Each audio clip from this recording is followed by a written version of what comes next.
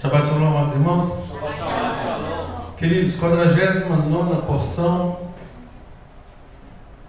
Parashá Ki Tetsé, que significa? Quando sair ou quando saíres. Está em Devarim, Deuteronômio, capítulo 21, a partir do verso 10 até o 25, 19. Temos Haftará em Isaías, capítulo 54, de 1 a 10.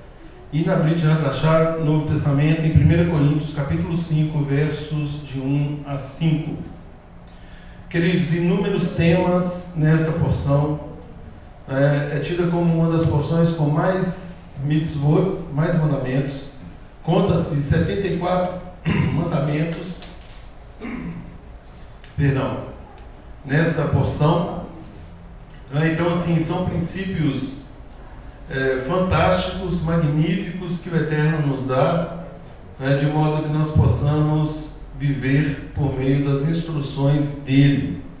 Começa aqui logo falando acerca da mulher prisioneira. É o que dá o nome a Parashá: quando saíres à peleja contra os teus inimigos, e Adonai teu Deus os entregar nas tuas mãos, e tu deles levares cativos, e vire entre eles uma mulher formosa, e te afeiçoares a ela, e a quiseres tomar por mulher, então a levarás para casa, e ela rapará a cabeça, cortará as unhas, despirá o vestido do seu cativeiro, e ficará na tua casa, e chorará a seu pai e a sua mãe durante 1 mês.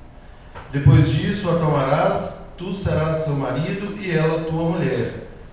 Todavia, se não te agradares dela, deixá-las ir à sua própria vontade, porém de nenhuma sorte a venderás por dinheiro, nem a tratarás mal, pois a tens humilhado.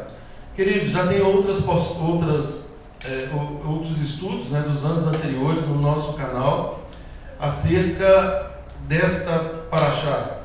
E esse tema foi amplamente explorado. Aliás, no primeiro estudo, em 2020, que está gravado, nós passamos ponto a ponto em todos esses aqui que nós estamos revisitando hoje. Então, eu até estava falando com o irmão aí, quando a cada porção, a cada Shabbat, tentem ver no canal que já tem, de modo que vocês possam chegar preparados, possam revisitar os temas, e isso vai fazer com que o ensino fique consolidado. Porque eu fico repetindo sempre as mesmas coisas. Então, quer dizer, hoje poderia, se todos tivessem ouvido ou assistido às parashot anteriores, nós poderíamos apenas ficar tirando dúvidas, de forma a sedimentar o conhecimento. E, obviamente, isso faz com que ganhemos tempo e avancemos no estudo de princípios. No entanto, conforme eu disse, são inúmeros temas. Esse primeiro que foi lido trata da dignidade da mulher. E aí alguém pergunta assim: ora, mas qual é o princípio? O Eterno não proíbe o jugo desigual, a união de um israelita com uma mulher de outra nação? Sim, essa é a regra. Então, nós temos que atentar, porque nós nunca interpretamos a palavra, a instrução, com exceções. Existem regras. Regras são absolutas e é que nós devemos seguir. As exceções, quando o Eterno as considera, elas estão expressas e para determinadas e específicas situações. Aqui nós estamos diante de uma guerra. Nós sabemos que guerra não dá para prever tempo. Então, obviamente, uma pessoa saía à guerra, ficava 1 ano na guerra, 2 anos, 3 anos, 4 anos, e num estado de total fragilidade. Nós sabemos que na guerra não havia mulheres. Mulheres não vão à guerra. Isso não é um papel de mulher. Quem era convocado para ir à guerra? Apenas homens. Então, quando se estava guerreando contra os inimigos, obviamente eles utilizavam de mulheres ali para chamar a atenção de alguns soldados, enfim, de alguns israelitas. E aí, nesse caso, se alguém se apaixonasse, vamos dizer assim, se sentisse atraído por aquela mulher, ele tinha que cumprir esses requisitos. Agora vejam os princípios maravilhosos da palavra do Eterno. Você pode até fazer isso, mas tem condições. Então, as condições são essas. Você vai levar ela para casa, ela vai rapar a cabeça, vai deixar ficar 30 dias ali chorando a morte dos pais, não, né, vai ficar ali, depois de 30 dias, é um tempo de reflexão, e diga-se que nesse tempo ele não poderia tocá-la, né? Então respeito absoluto pelo ser humano, respeito absoluto pela instrução da terra. Mais uma vez, por princípio, nós vemos aqui o Eterno colocando a dignidade humana acima de todas as situações. E ao mesmo tempo, se compadecendo daquele que estava num estado de guerra, fragilizado, vulnerabilizado, né? E de modo que se acontecesse, passado esse período de prova, aí sim ele poderia desposá-la. Ou seja, ela seria sua esposa e eles seriam felizes para sempre. Essa é a regra. E nós veremos aqui normas, instruções acerca de casamento, acerca de divórcio, né? São temas revisitados, nós já vimos isso, sabemos que Devarim, né, Deuteronômio, é uma recapitulação de todas as instruções. Então assistam depois, né, os vídeos que estão postados para sedimentar o conhecimento, porque há um aprofundamento maior nisso aqui. A questão do direito do primogênito, perguntaram também, questionaram, mas como assim, um homem ter duas mulheres? Gente, princípios, né? O Eterno criou Adão e Eva, não criou um Adão e duas Evas, né? Então assim, os dois, não três, não quatro, não cinco, dois, se tornam uma só carne. Por que o Eterno então registra aqui uma situação de um homem ter duas mulheres? Obviamente ele estava regulamentando situações que eram corriqueiras. E dentro do sistema que havia na ocasião, quando acontecesse, nós temos inclusive com os nossos patriarcas, situação que ocorreu. Nós sabemos que Jacó, Israel, ele amava Raquel e fez de tudo por Raquel. No entanto, ele foi enganado e lhe foi dada Lia em primeiro lugar. Ele não queria casar com Lia, mas o costume da época, e diga-se, contrariando a vontade de Adonai, isso não era da vontade de Deus, Labão entrega Lia no lugar de Raquel. Então faz com que ele tivesse ali mais uma mulher. Então ele tinha duas mulheres. E aí, para essas situações, o que o Eterno diz? Se acontecer da segunda mulher, que é a mulher que você ama menos, ter um filho, você não vai negligenciar o direito de primogenitura. Ou seja, caso ela venha dar à luz em primeiro lugar do que a mulher que você ama, o direito de primogenitura continua valendo. Então, e nós sabemos também que tem exceção para o direito de primogenitura. O caso de Rúben, por exemplo, que era o primogênito, no entanto, perdeu o direito de primogenitura por circunstâncias outras. Então, assim, a regra é o primogênito, tem exceção. Como que ele perde a primogenitura? Nós temos o exemplo do irmão de Jacó, Esaú, que perdeu, que negociou o seu direito de primogenitura, ou seja, ele não valorizava as instruções do Eterno, colocou isso como um princípio de só menos importância, e com isso ele acaba por perder esse direito. E nós sabemos as consequências disso. Então nós trabalhamos as instruções sempre por regras. Exceções são exceções. Por que eu sempre enfatizo isso? Porque quando nós nos assustamos, nós estamos discutindo as exceções como se fossem regras. Já aconteceu de alguém vir aqui e falar assim: mas aqui a Torá autoriza ter mais de uma mulher. Então a pessoa queria ter mais mulheres e buscar na instrução uma autorização para isso. Essa não é a regra. Se fosse para o homem ter várias mulheres, o Eterno teria feito isso lá no princípio e com muita razão, porque o objetivo era procriar, era encher a terra. Ele falou assim: eu vou fazer um Adão e vou fazer 20 Evas. Não teria problema nenhum, caso ele assim o tivesse feito. Não é o caso. Ele fez um homem, uma mulher, uniu os dois para que os dois se tornassem uma só carne. Ou seja, nós veremos aqui que o casamento, mais uma vez, ele é indissolúvel. Essa é a regra. Tem exceção? Tem exceção, mas não é as exceções que se apregoam hoje. Quando se fala numa exceção hoje, o mundo romano nos apresenta uma situação de adultério, e ela é tão mendaz, tão falaciosa, que por si só ela se auto-exclui. Por quê? Porque nós sabíamos que em caso de adultério, a adúltera não permanecia viva. Então não faz nenhum sentido a norma que se tenta colocar hoje como uma exceção, como um ensino, inclusive, de Yeshua, e também esse tema está na porção de hoje.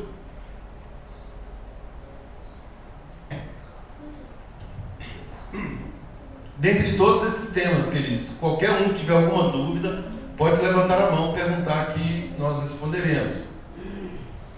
Então, seguindo aqui, não vou me ater a um tema exclusivo, eu vou passar por esses temas, conforme eu falei, de modo a clarear alguma coisa, e depois busquem aprofundamento nos estudos anteriores. Filhos desobedientes, um filho contumaz, um filho rebelde. Gente, nós estamos sempre falando sobre isso, E às vezes nós somos tidos por inflexíveis, por talvez até duros, com relação à educação de filhos. O grande problema é o que nós temos hoje por influência romana, greco-romana, ao ponto de determinados pais tratarem os filhos como verdadeiros reis. Ao invés dos filhos honrarem os pais é que honram os filhos. Ou seja, essa inversão ou subversão de ordem causa estragos. Volto a dizer, o Eterno tem regras, o Eterno tem princípios que devem ser estabelecidos por cada um de nós. E obviamente, à medida que nós adultos tomamos conhecimento dessas instruções, nós temos que envidar todos os esforços no sentido de ensinar tais princípios aos nossos filhos, para que eles sejam abençoados. Esse é o princípio do Shema. Inculcar na mente dos nossos filhos esses princípios, obrigá-los não de forma coativa, mas ensinando, insistindo com eles, para que eles nos honrem. Nós, pais, devemos ser honrados. É porque nós somos melhores? Não, porque o Eterno determina. É uma hierarquia que foi estabelecida pelo Eterno. Então, quando um filho desonra o pai e o pai não faz nada, ele, pai ou mãe, estão contribuindo, ambos estão contribuindo para que o filho atraia sobre ele maldições, e isso é muito ruim, sobretudo no dito povo de Deus. O povo de Deus segue as instruções de Deus, então não faz nenhum sentido. Nós temos que pegar essas instruções e convertê-las em princípios práticos de vida para nós, sob pena de ser com conhecimento vazio.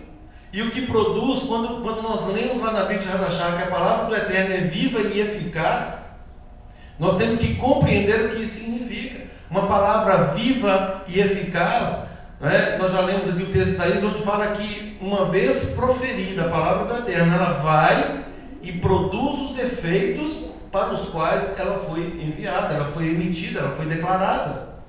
Então é por isso que nós temos que tomar cuidado com aquilo que falamos, com aquilo que ensinamos. Por quê? Porque quando nós proferimos a palavra como sendo do Eterno, essa palavra ela vai, como se eu jogasse ela aqui, ela fizesse uma volta dentro dessa sala e produzisse em vocês, em nós, os efeitos para os quais o Eterno assim a designou. Essa é a beleza da palavra. E o cuidado que nós devemos ter com cada princípio, não flexibilizar. Deuteronômio 4, nós começamos estudando outro dia, onde diz que nós não temos autorização para aumentar, nem para diminuir, suprimir, flexibilizar absolutamente nada da Torá. A Torá está aqui para ser ensinada e vivida, praticada tal qual ela é, compreendendo obviamente esses princípios, para que nós não nos enviesemos ou distorçamos, e venhamos a colher maldições ao invés de bênçãos. As bênçãos, elas vêm quando nós obedecemos, e não é obedecer de qualquer modo, se diligentemente obedecermos. Então essa diligência, gente, é um cuidado que nós temos que ter. Quando nós lemos, vamos ler com cuidado. O que nós estamos lendo? O que o Eterno quer nos ensinar aqui? Qual é o princípio? Como isso se aplica hoje para a minha vida? E nós sabemos que o tempo todo o Eterno está moldando o nosso caráter, moldando o povo dele para reinar com ele no final. Nós estamos aqui num grande recrutamento. E infelizmente, palavras de Yeshua, são poucos os que se acertam com esse recrutamento, porque a porta é estreita, o caminho é apertado. Aqui nós começamos falando, quando saíres a peleja contra os teus inimigos. Nós estamos aqui falando de uma situação de guerra. Agora, vamos transmudar isso para o mundo espiritual, e cada um de vocês meditem agora, como que isso se aplica no mundo espiritual, sobretudo à luz da planificação da Torá por Yeshua. Ou seja, quem são os nossos inimigos hoje? Quem são os nossos inimigos? E aí Yeshua vem e fala assim: os seus inimigos serão os da própria casa. Ora, como assim? Percebam, gente, ouçam isso com atenção, percebam que quando nós declaramos para os da nossa casa, ou para vizinhos, ou para amigos, entre aspas, para pessoas conhecidas, que nós estamos cumprindo Torá, ou seja, quando nós estamos querendo fazer cada vez mais a vontade de Adonai, eles se tornam nossos inimigos. Como assim? Isso é muito louco. Como que eu, querendo fazer uma coisa boa, que é agradar a Deus, andar de acordo com os preceitos dele, eu declaro isso com muita efusão, eu fico muito feliz de fazer isso, e ao invés de a pessoa se alegrar comigo, ela fica triste e se torna minha inimiga. Shabat, guardar Shabat, não comer determinadas carnes, participar de festas, o que é isso? Onde que vocês estão? Vocês estão debaixo da lei? E apresentam isso como uma distorção tão grande que eu falo assim: misericórdia, onde esse povo vai parar? E aí nós temos exemplos do próprio Yeshua, lá em Mateus 7, 23 e seguintes, onde Yeshua declara o que acontecerá com essas pessoas que pensam que estão certas. Elas pensam que estão certas. Então, mais uma vez, os três grandes grupos. Via de regra, nós sabemos que dois grupos são muito claros: os salvos e os perdidos. Pronto.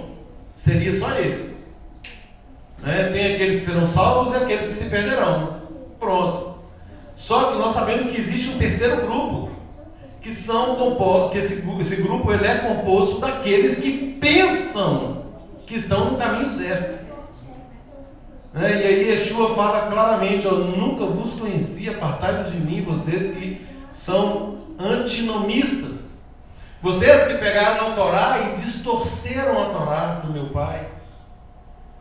Vocês não se preocuparam em fazer a vontade do meu Pai, quando eu mesmo declarei lá em Mateus 5,17 que eu não pensem que eu vim para destruir a Torá ou os profetas.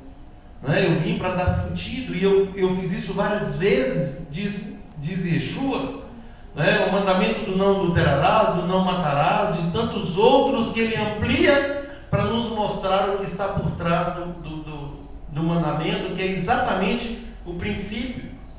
E começamos aqui com o princípio da dignidade da pessoa humana. Nós sabemos que em princípios a Torá se resume numa única palavra, que é amor. Não o amor grego-romano, o amor segundo 1 João 5, onde diz que amar a Deus significa obedecer os seus mandamentos. Esse é o conceito de amor bíblico, não o conceito de amor romano. Eu amo a Deus. Não, como eu amo a Deus, sou apaixonado por Deus. E aí começa a falar coisas como inserido num contexto greco-romano, um amor platônico, um amor cheio de situações que não redundam em obediência. E a palavra é muito clara: amar a Deus significa obedecer aos seus mandamentos. Esse é o princípio do amor. Amar a Deus, e aí depois vem o amor ao próximo. O amor ao próximo, tal qual o amor a Deus, tem a ver com o mesmo princípio. Eu tenho que amar o meu próximo para querer que ele esteja andando em plena obediência também aos princípios de Deus. Isso é um amor. É ver, observar quando ele está se perdendo e ter a coragem de trazê-lo de volta para o caminho, de adverti-lo, de admoestá-lo. Ao contrário do que o mundo apregou, que nós não podemos meter o nariz ou o dedo na vida de ninguém, cada um é dono da sua própria vida. Essa é uma verdade para o mundo. Para nós, nós somos um corpo, e um membro contaminado compromete todo o corpo. Nós somos chamados a ser uma família, a família de Adonai, e essa família tem regras e princípios que devem ser estabelecidos, e todos nós somos corresponsáveis. Mais uma vez, somos corresponsáveis. Assim como nós temos na nossa família, temos a nossa família, os nossos familiares, e nós queremos de algum modo que todos pensem a mesma coisa, todos estejam de acordo, todos obedeçam a Deus conforme nós obedecemos. Isso deve ser aplicado no nosso meio. Então, todos esses princípios, eles são para serem aprendidos e praticados, sempre pegando o princípio maior. Então, queridos, filhos desobedientes, nós temos aqui uma situação extrema, onde um filho reluta em obedecer o pai, e tem o desfecho disso que se dá. Eu já contei isso aqui uma vez, e vou falar novamente. Eu atendi uma vez um cliente, uma cliente, a mãe me contratou para tirar o filho da cadeia. O filho estava fazendo faculdade de engenharia, um menino muito bom, mas que se desviou ali por companhias, ele acabou se desviando, envolveu com drogas, e ele foi preso por drogas. Eu me lembro que a mãe, e aí eu fui contratado para resolver a situação, e eu fui até lá e consegui soltá-lo. Eu me lembro como se fosse hoje das palavras da mãe. A mãe virou para ele e falou: olha, essa é a última vez que eu faço algo por você, e a minha oração por você, agora você fique sabendo, eu já falei com Deus que eu prefiro que Ele te leve, que Ele tire a sua vida, mas eu não quero você nesse caminho, porque eu quero que você seja salvo. Então eu prefiro te perder para que você seja salvo, do que você continuar nesse tipo de vida. E aí eu fico pensando, gente, olha onde que chega o amor de mãe. Qual mãe que renuncia a tal ponto? Obviamente nós estamos considerando o sofrimento dela e tudo que ela estava passando, e coisas que obviamente ela não relatou, e que por essa declaração nós sabemos o sofrimento de um pai e de uma mãe com um filho rebelde. Um filho rebelde, quando o filho não quer obedecer. E a Torá dá um desfecho pesado para um filho desobediente. Então, e aí, para se chegar nesse nível de desobediência, e aí, registrando mais uma vez aí a questão da corresponsabilidade, os culpados nesse caso são os pais. Por que os pais permitiram que se chegasse a tal ponto? Por que não agiu antes? Por que o Shema não foi aplicado? O Shema é uma oração que nós temos que fazer no mínimo 2 vezes por dia. Então, no Shema fala que nós devemos inculcar na mente dos nossos filhos. Inculcar. Nós estamos gastando tempo com isso, nós estamos cumprindo o Shema, nós estamos ensinando, estamos admoestando, não estamos sendo coniventes ou condescendentes, complacentes. Antes, ao contrário, nós estamos apresentando o reino de Deus da forma séria como Ele tem nos chamado a viver. Então é isso que nós temos que meditar e fazer. né? A palavra diz que os nossos filhos são herança de Adonai. O Eterno nos permite tê-los por duas coisas, né? E aí eu vejo a bondade de Deus porque as carinhas dos meninos retratam a nossa cara, né? O Eterno fala assim: olha, vou te dar um gostinho de paternidade, e pega as características de um, as características do outro, né? E forma essas crianças lindas aí. Agora, como vocês vão educá-los? Como que vocês acham que eu quero que vocês as eduquem, né? Essas crianças, né? Da forma como Ele sempre nos instruiu, é óbvio, não é? Então nós temos o compromisso de devolver os nossos filhos aprovados, e se nós negligenciamos ou negligenciarmos isso, nós somos corresponsáveis. E aí nós vemos muitas vezes, infelizmente, né, mães que chegam numa situação dessa, né, mães que estão aí sofrendo porque os filhos já não estão nem aí mais no princípio de honrar pai e mãe, sem chance, né? Isso já foi ultrapassado. Agora, por quê? Por causa de leniência, covardia, falta de firmeza, falta de pulso dos próprios pais. Então eu fico muito feliz, né, quando eu vejo aí, hoje foi noticiado aí, um aumento de uma família, né? Baruch Hashem por isso, mas saibam os pais, né, que é mais um voto de confiança que o Eterno está colocando sobre vocês, e mais uma vida, né, que o Eterno requererá de volta aprovado. Vocês já têm dois, né? Duas crianças lindas e maravilhosas, terão mais uma. E aí vocês têm a obrigação de devolvê-las, as três crianças, aprovadas para o Eterno. E isso é maravilhoso. Quando nós entendemos isso e praticamos isso, é fantástico. Por quê? Porque nós não queremos estar em falta com o mandamento.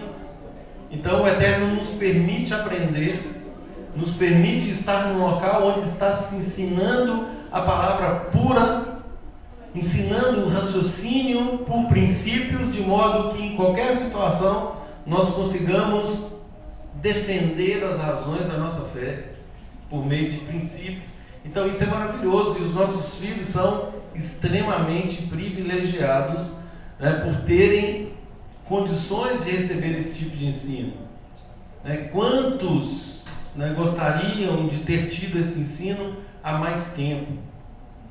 É óbvio que eu estou falando do ensino da Torá, né, das preciosas instruções que foram tão negligenciadas aí, sobretudo sob o jugo romano, né? Mais de 2000 anos aí praticamente que estamos recebendo um ensino totalmente torto, né, ignorando aí essas preciosas instruções. Queridos, aí a Parashá, a porção de hoje segue falando daquele que for pendurado no madeiro, né, e aqui temos uma alusão a Yeshua, né? Se alguém fosse pendurado no madeiro, o seu cadáver não poderia permanecer durante a noite, e isso nós conhecemos na prática por meio da morte de Yeshua, que foi tirado logo à tarde, né, ali na hora do sacrifício. Porquanto o que for pendurado no madeiro é maldito de Deus. Isso para quê? Para que a terra não fosse contaminada. O verso 22 dá a razão: se alguém houver pecado passível da pena de morte e tiver sido morto e o pendurares no madeiro. Então tinha as regras, né, as consequências de determinado pecado que resultavam numa morte de madeiro. Mas quando assim fosse, também tinha requisitos para que aquela pessoa ficasse ali, não poderia passar não poderia virar a noite ali, tinha que ser tirado antes do pôr do sol. E isso o Eterno justifica para que a terra não fosse contaminada. Segue o capítulo 22 falando daquilo que se extravia, né, falando do animal que se extravia, né, que nós devemos, se eventualmente tomarmos conhecimento, né, de um boi, de uma ovelha, nós devemos restituí-lo sem falta. Não é? Tem aqui também, aliás, fala de vários animais, né? Isso também é um princípio, né? É um princípio de dar a cada um aquilo que é seu, de respeitar aquilo que é do outro. No meio do nosso povo, isso aqui é aplicado dessa forma. Se nós sabemos que algo pertence a outro, nós não nos apropriamos. Ainda que, por exemplo, a gente pega um animal, aquele animal requer um trato, requer ali algum tipo de manutenção, vamos dizer, né? Talvez está machucado e tal, nós devemos fazer de tudo, né, para cuidar daquele animal e restituí-lo a seu tempo. É óbvio que também, por princípios, se gastamos algo para conservar um bem que é do próximo, o próximo, quando o tiver, deve também compensar os gastos que foram feitos. Esse é o princípio para que não haja enriquecimento sem causa. É um princípio aí de probidade, de lisura, de honestidade. Então, tudo isso nós extraímos da porção de hoje.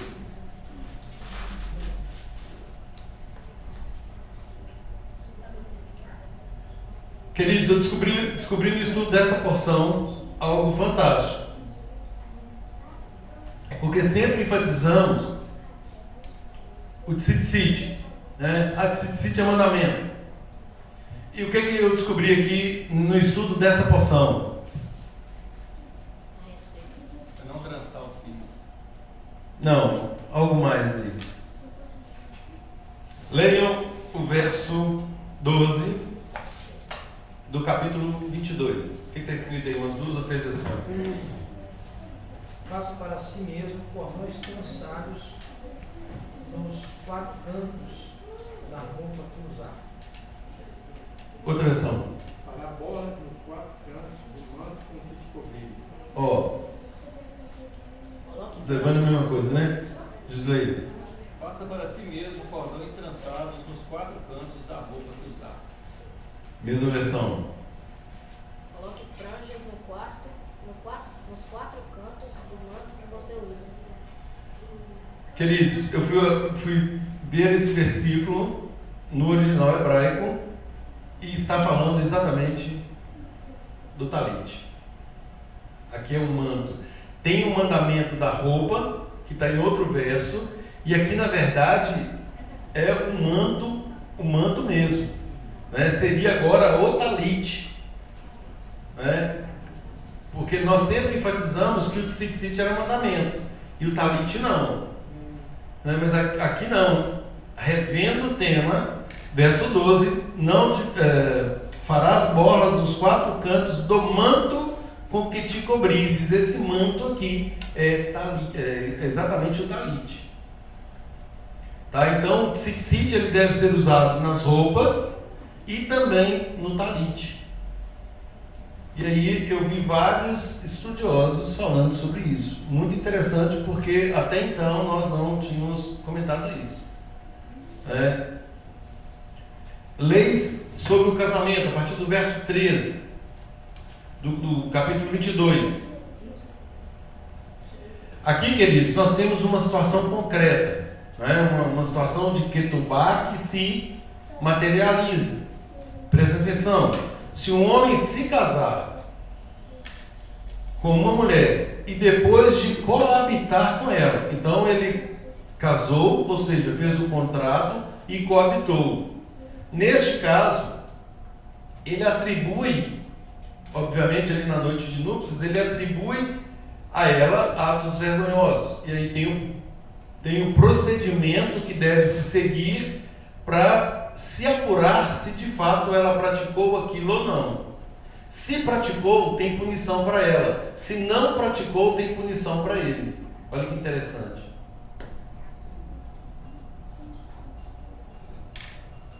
Temos aqui também instruções acerca de estupro. O estupro, neste caso, o estuprador, ele era morto. Praticou isso, esse ato, ele era morto, porque obviamente praticou sexo contra a vontade da mulher. Né? Então, são princípios elencados na palavra do Eterno, né? que moralizaram o nosso povo. E, obviamente, se isso estivesse sendo seguido até hoje, nós não teríamos tantos casos de violação, né, sexual conforme temos hoje. E aí, mais uma vez, por causa do crescente distanciamento da Torá. Quanto mais o povo se distancia da Torá, Mateus 24:12, né, mais atos terríveis serão praticados. Por quê? Porque absolutamente fora desses princípios.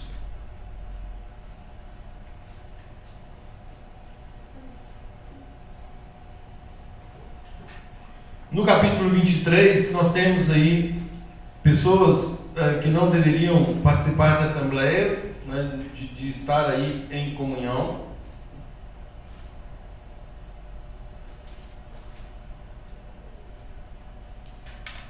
Temos, a partir do verso 15 do capítulo 23, leis aqui acerca de prostituição e usura, né, falando que em Israel, no verso 17, olha aí, das filhas de Israel não haverá quem se prostitua no serviço do templo, nem dos filhos de Israel haverá quem o faça. Então, é um princípio.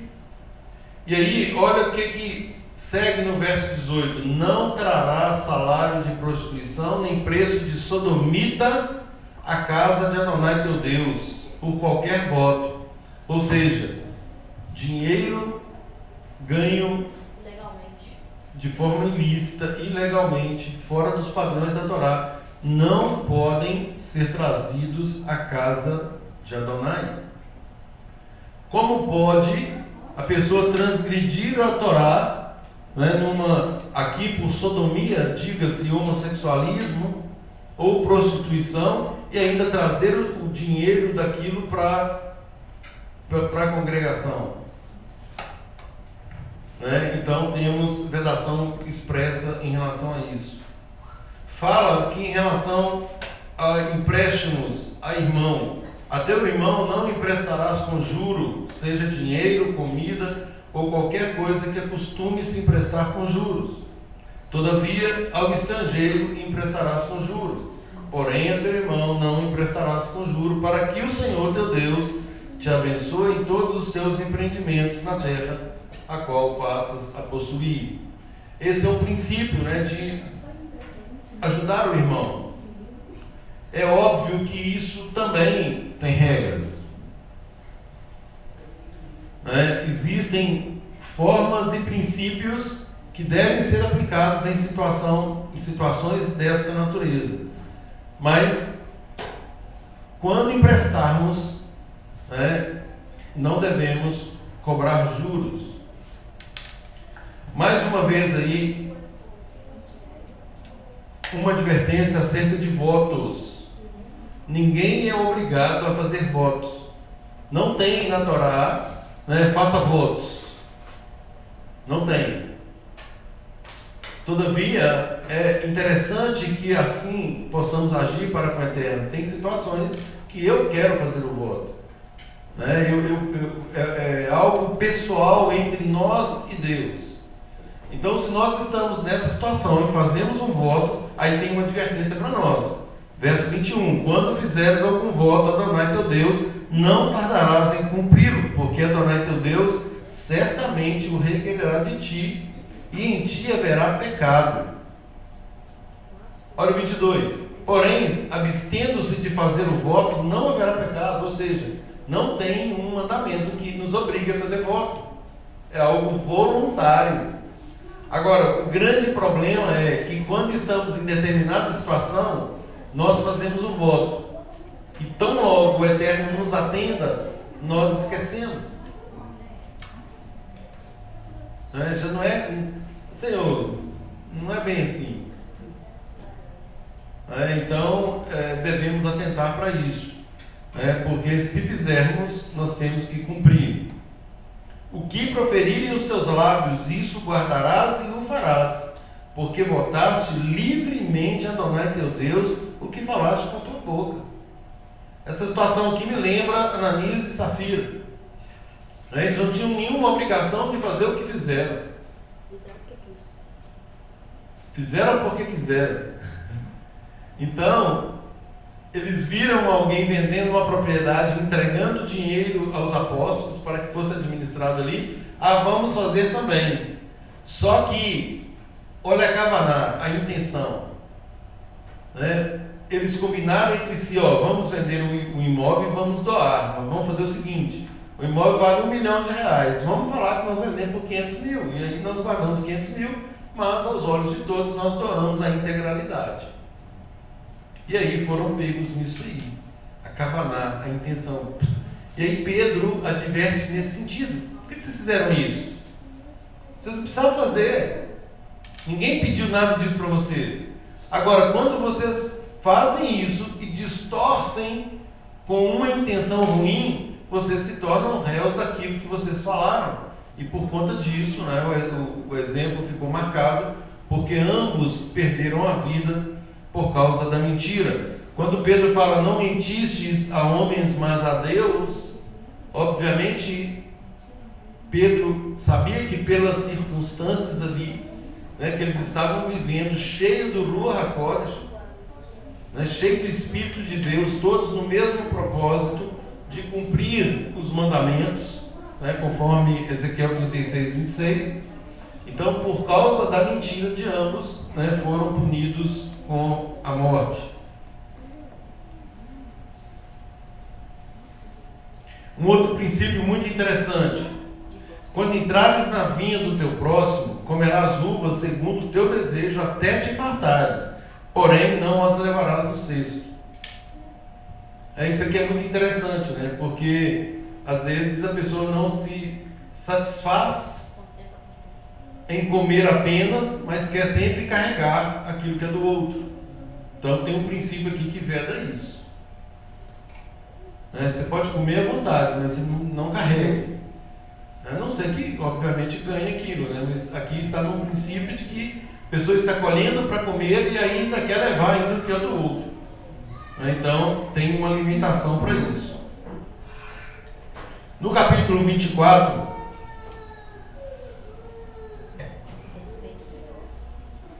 mais uma vez aqui, o Eterno falando acerca do divórcio. Nós começamos falando de regras e exceções.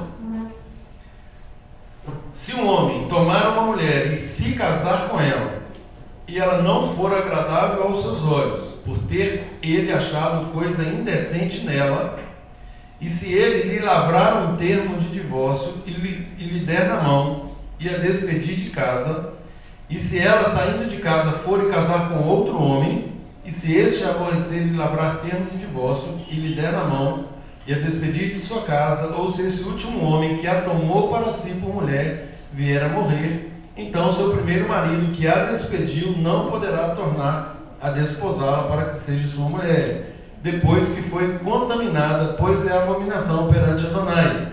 Assim não farás pecar a terra que Adonai teu Deus te dá por herança. Então, queridos, aqui nós temos uma situação de divórcio que é exatamente a exceção que Yeshua faz. Aqui está a exceção.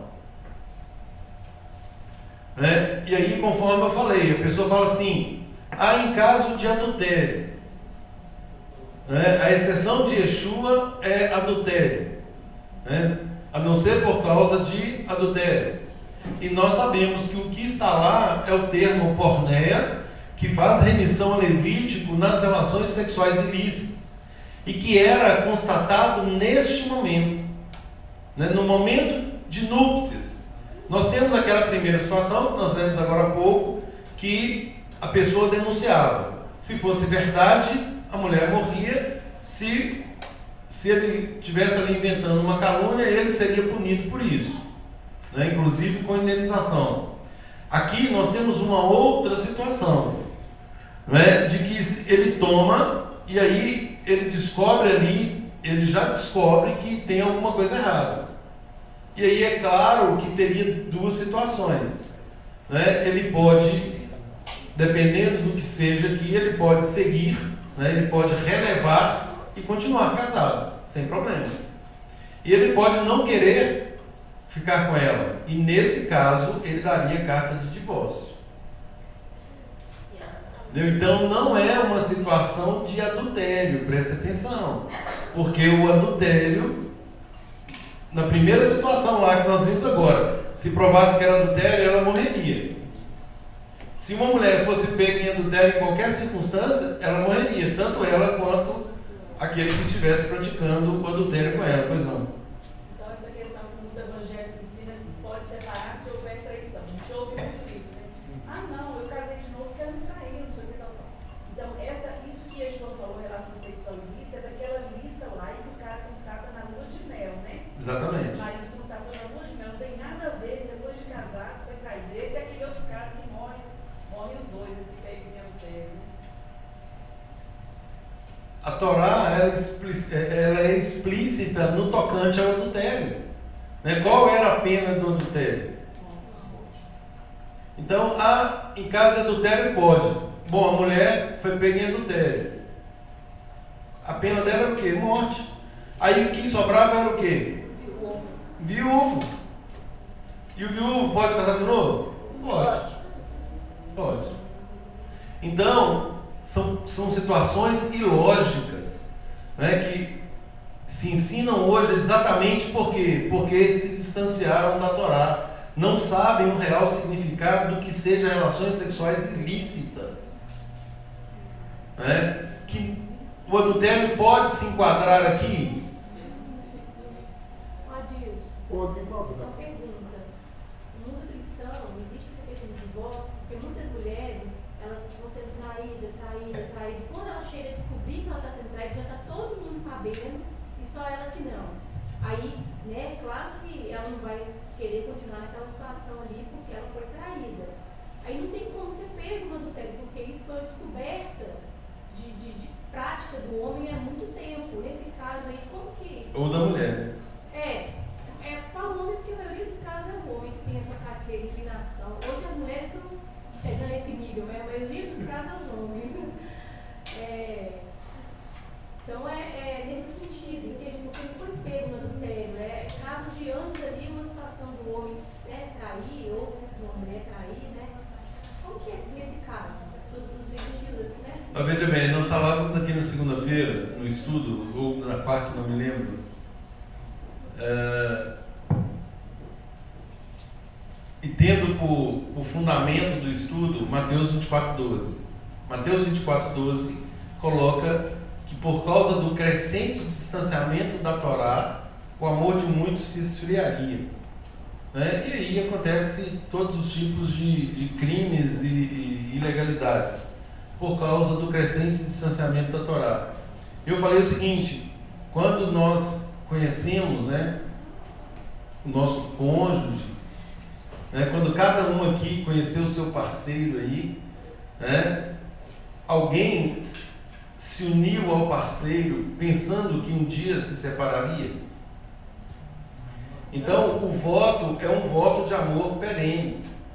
Agora, o que faz um casamento chegar nesse ponto? O crescente distanciamento da Torá. Então, por que o Eterno coloca o casamento como algo indissolúvel? Né? Porque, vamos imaginar no nosso meio, nós temos aqui instruções claras acerca de relacionamentos. Então, uma pessoa está aqui, ela recebe instruções de todas as áreas da vida e ela vem a se casar aqui dentro, por exemplo, né? Então ela vai viver agora de acordo com os princípios da Torá. Vivendo de acordo com os princípios da Torá, ela deixará de ter problemas? Não. Yeshua fala que no mundo nós teríamos muitas aflições. Mas qual que é a diferença? A diferença é que todo e qualquer conflito, ele deve ser resolvido à luz da palavra. Inclusive eu até mencionei aqui para os irmãos, é uma situação mais ou menos igual àquela que os discípulos, muitos abandonam Yeshua, e Yeshua fala assim: vocês não querem me abandonar também não? E eles falam assim: Senhor, para onde iremos? Só o Senhor tem a palavra de vida eterna. O casamento é a mesma coisa. Para onde iremos? Né? Já passou pela cabeça de alguém se separar? É óbvio que isso passa, tanto na cabeça do homem quanto no da mulher. É claro que passa. Em determinado momento de uma união de duas pessoas, com certeza, isso é fato. Né? Chega um momento, tem momentos que um ou outro quer romper esse vínculo. E por que não rompe? Porque nós temos por princípios resolver tudo à luz da Torá. Né? Então, o casamento é indissolúvel. Como que eu vou separar? Né? A palavra fala que eu tenho que apresentar a minha esposa aprovada. A palavra fala que a esposa tem que respeitar o marido. Então, se está havendo algum conflito entre eles, ou um ou outro não está cumprindo seu papel, né? Ou a esposa não está respeitando o marido, ou o marido não está amando a sua esposa. E amando e respeitando como? A palavra dá o padrão. O marido tem que amar a esposa como Yeshua amou a congregação, ao ponto de se entregar pela esposa para aprová-la pela palavra.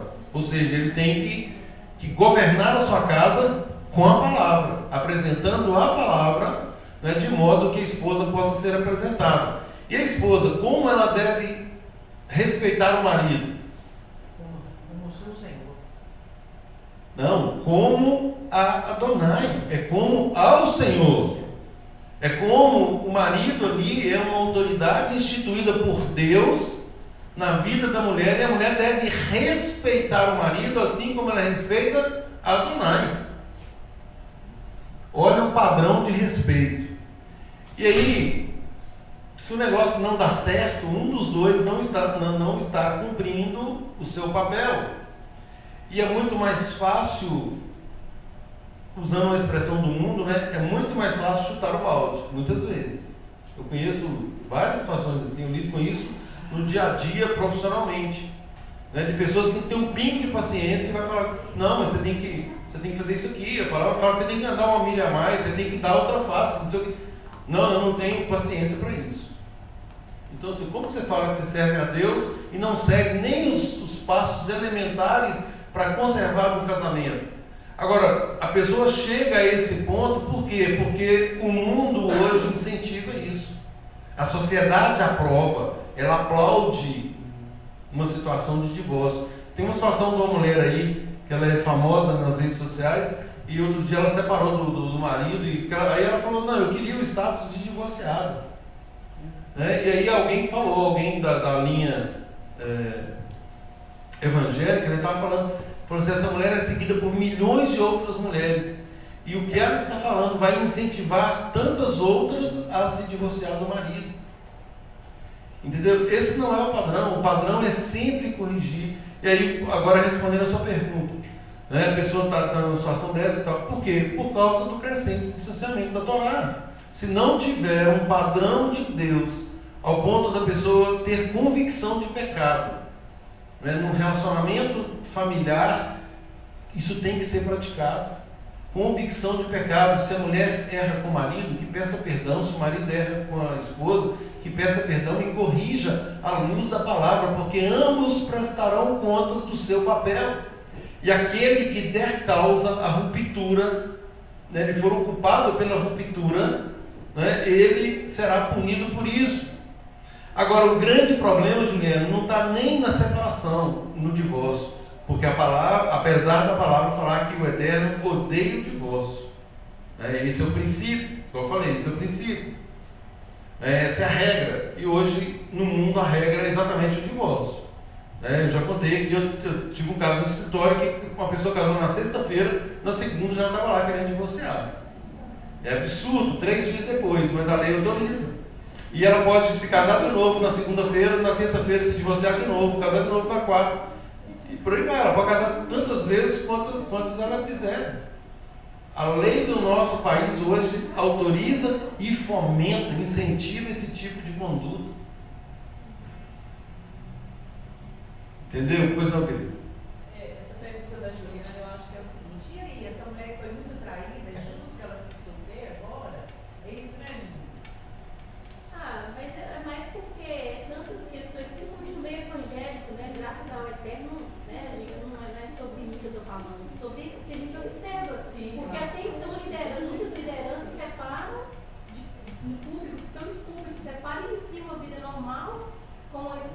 mal e segue a vida, né? Então, assim, tem, igual você falou, o distanciamento está até dentro das congregações, né? A gente vê visivelmente tanto de líderes e membros da congregação e pessoas que estão desfazendo o casamento, iniciando uma vida, construindo uma nova família e eles não têm esse conhecimento da Torá, né? Como que fica isso depois, já que eles construíram outra família, tem filho e já seguiu uma vida, né? Como que isso é julgado? Porque aquele homem já tem outra mulher, já tem 3 filhos com aquela mulher já tem outro casamento, tem 4 filhos com outra. Como que ela, reconhecendo a Torá, desfaz tudo isso e arrependi, vou desfazer tudo isso, a minha família, com os meus filhos que eu vou largar todo mundo, a minha mulher que vai largar os 3 meninos com o marido, é uma coisa assim, que Não, isso não existe, né? Filhos são filhos, isso não existe. De largar filhos e tal, isso é sem chance. Agora, marido e mulher, sim.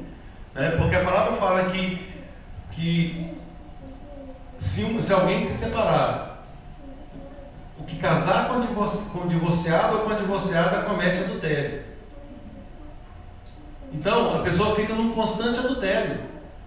Como que corrige isso? Ah, não, mas ela não sabia. Então ela pode continuar pecando? Ela vai continuar em flagrante adultério, mesmo sabendo que o Eterno proíbe isso?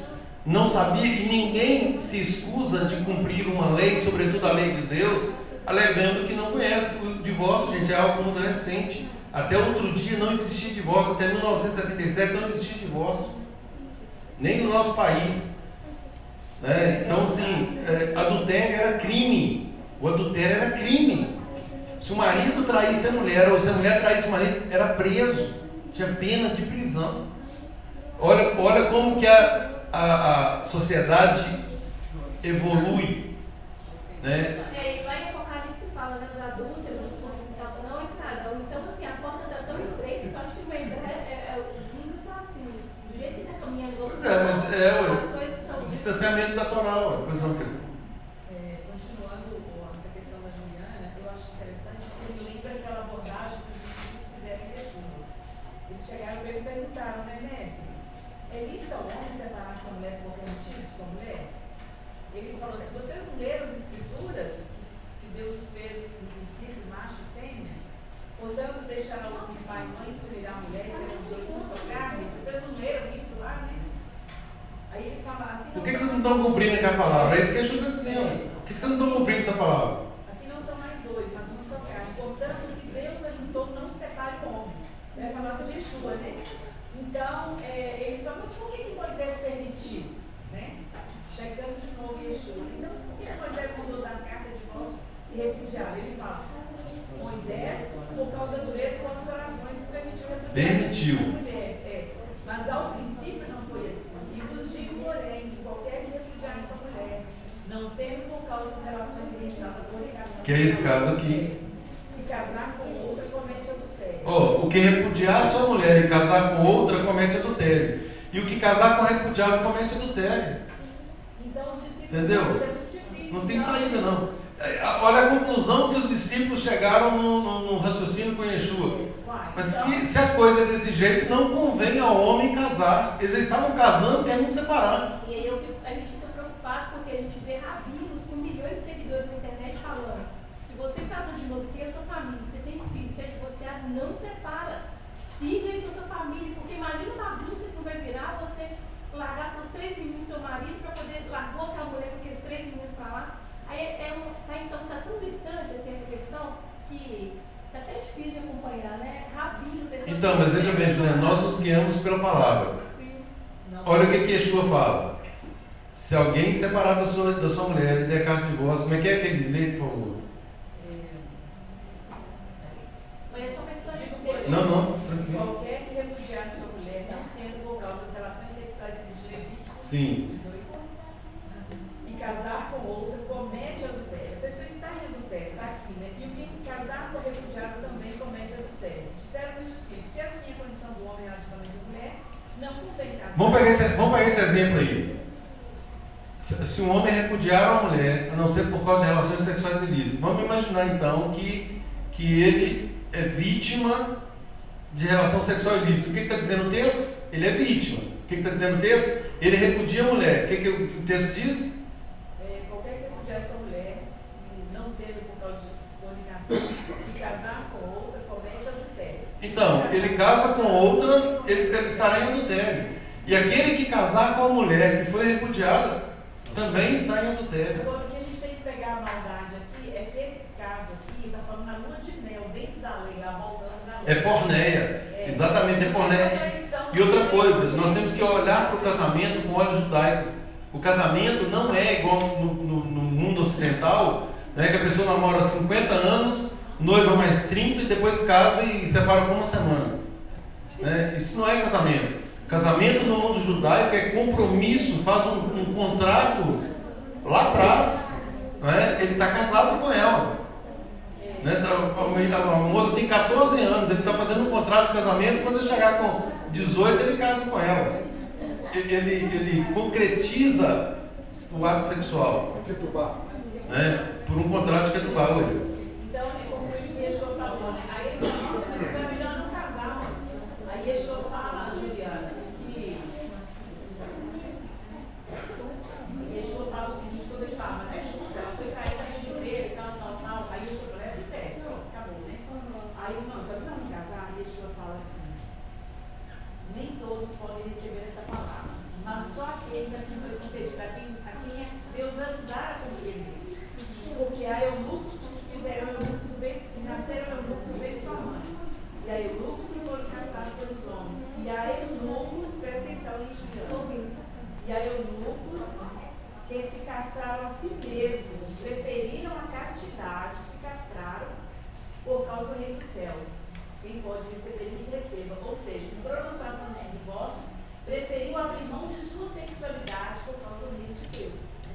Se fizeram eunucos por causa do reino de Deus. Ô, gente, é um tema, toda vez que toca nisso, a gente sabe, é um tema extremamente sensível. Né? Mas a palavra diz isso. E aí você fala assim, mas o rabino tal interpreta de uma forma, o outro rabino. Qual é a interpretação? A interpretação que está no texto. Se um homem repudiar a sua mulher e casar com outra, comete adultério. Se casar com a repudiada, comete adultério. Qual que é a sua interpretação? É essa aí, não tem outra não. Como é que eu vou colocar algo aqui que não está no texto? E outra, em 99% dos casos, veja bem, é igual eu falei, o problema não está no divórcio, o problema está no recasamento. Até o divórcio, Paulo fala sobre isso, até a separação. Se separar, é lógico que se estiver numa situação aí de violência, que um está a ponto de matar o outro, é melhor separar. Até aí pode. A questão está no novo casamento. É isso que não é permitido. Entendeu? Já que não consegue, o ideal é solucionar o conflito e permanecer casado. Né? Agora, a situação está tão crítica que um está querendo matar o outro. Claro, você não vai se sujeitar a isso também, então separa. Na prática, separa, mas continua casado. Continua casado. Enquanto, aí Paulo fala, a mulher está ligada ao marido enquanto ele vive, a mulher também enquanto ela vive. Esse é o princípio. E outra coisa, eles podem depois de um tempo se reconciliar. Está também na palavra isso aí. Desde que não haja contaminação. Desde que não haja contaminação. Então eles podem se reconciliar. Então esse é o princípio, né? O princípio é de andar uma milha a mais, é de aplicação da palavra, né? de pegar esses princípios e fazer de tudo, lutar com todas as forças para manter um relacionamento. Né? E agora é muito mais fácil, igual eu falei, a pessoa pega uma desculpa dessa, não sei em caso de relações sexuais ilícitas. O problema é que na maioria dos casos, o adúltero, o que deu causa é que dá um jeito de casar de novo. Até gente, o ser humano é tão mal que se nós entendermos dessa forma, nós estimulamos a pessoa a errar, ela própria provoca o adultério para ter aí uma pseudo-autorização, para depois ela casa de novo, aí o cônjuge que está lá, que foi vítima, né? Meu marido já casou de novo, eu vou casar de novo. Ou seja, os princípios da palavra de Deus estão todos por água abaixo, porque o marido, ele não conseguiu ser governante na sua própria casa.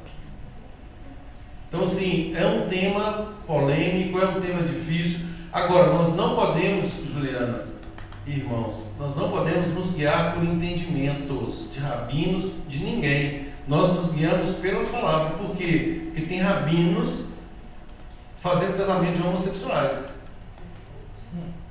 Tem rabinos casando homem com homem e mulher com mulher e falando que está tudo certo. Eu estudo muito isso aí e eu vejo que tem vários com esse entendimento. Então, e a Torá é muito clara em relação a isso, fala da sodomia, que é pecado.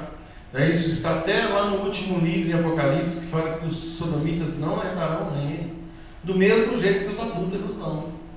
E às vezes a ingenuidade no caminho de Techuvá, a pessoa pensar é rabino. Rabino falou, tá certo, né? Porque rabino a gente acha que ele E aí nós caímos de novo naquele verso de Timóteo. As pessoas, o que elas vão fazer? Ah não, a sinagoga tal não admite. O que eu faço? Eu vou para a sinagoga X, porque na sinagoga X o cara lá fala que pode. A questão não é essa, gente.